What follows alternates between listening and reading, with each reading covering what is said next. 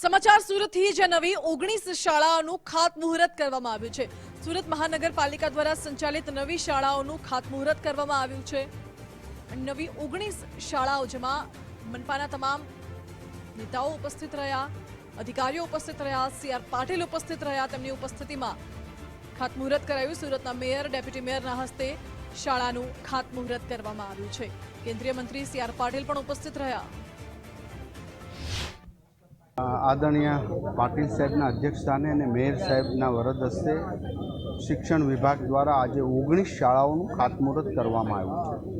942 રૂમની જે સુરત મહાનગરપાલિકામાં ઘટ હતી એ સંપૂર્ણપણે રાજ્ય સરકાર દ્વારા એની પૂર્ણ રીતે મંજૂરી આપી અને આજે ખાતમુહૂર્ત કરવામાં આવ્યા છે। ત્યારે અહીંની શિક્ષણ સમિતિના તમામ સદસ્યો, આદરણીય મેયરશ્રીની ટીમ, કમિશનરની ટીમ અને તમામ અમારા કોર્પોરેટરની જે ડિમાન્ડ હતી એ રાજ્ય સરકાર દ્વારા આદરણીય ભૂપેન્દ્રભાઈ પટેલ સાહેબ દ્વારા એને પૂર્ણ રીતે મંજૂર કરવામાં આવી છે અને 19 શાળાના ખાતમુહૂર્ત કરવામાં આવ્યા છે।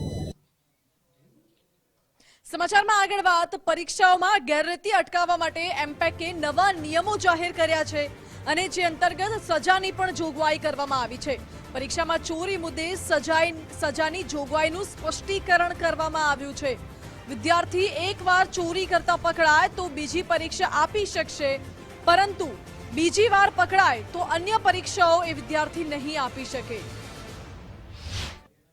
પરીક્ષામાં ગેરરીતિ આચરનારા વિદ્યાર્થીઓની હવે ખેર નથી। એમપીએસસીના નવા સ્પષ્ટીકરણનો પરિપત્ર જાહેર કરવામાં આવ્યો છે। તે તમામ બાબતોને લઈને આપણી સાથે વીર નર્મદ યુનિવર્સિટીના કુલપતિ છે કિશોર ચાવડાજી, આપણે એમની સાથે। સર, આપ જણાવજો, જે સ્પષ્ટીકરણનો પરિપત્ર જાહેર થયો છે તેમાં કયા કયા મુદ્દાઓને આવરી લેવામાં આવ્યા છે?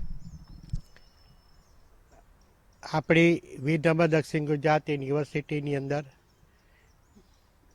ગુજરાત રાજ્યનો કોમન એક્ટ આવવાથી એમપીએસસી કમિટી અને તેના અંતર્ગત ખૂબ કડક નિયમો બનાવવામાં આવ્યા છે, જેવા કે પહેલાં 500થી શરૂ કરીને 2500 સુધીનો દંડ હતો, હવે 2500 રૂપિયાથી શરૂ કરીને 10,000 રૂપિયા સુધીનો દંડ છે।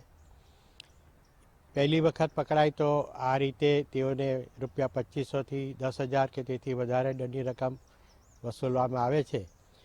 પણ જે બીજી વાર પકડાય તો તે સતની તે અભ્યાસક્રમની પરીક્ષા પણ એ સંપૂર્ણપણે દૂર થઈ જાય છે, એટલે કે સંપૂર્ણ તેનું વર્ષ બગાડવાની સંપૂર્ણ શક્યતાઓ રહેલી છે।